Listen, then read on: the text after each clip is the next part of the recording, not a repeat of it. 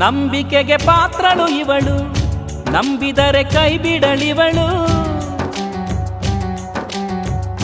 ಅಂಬಿಕೆಯ ರೂಪಳು ಇವಳು, ಅಂಧತೆಯ ಕಳೆಯುವಳಿವಳು.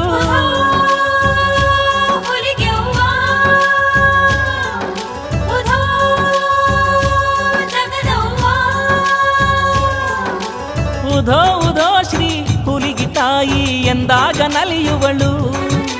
ಭಕ್ತಾರ ಮನೆಯ ಭಾಗ್ಯಲಕ್ಷ್ಮಿ ತಾನಾಗಿ ನೆಲೆಸುವಳು.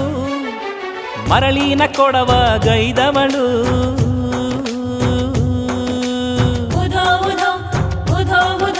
ಮರಳಿನ ಕೊಡವ ಗೈದವಳು.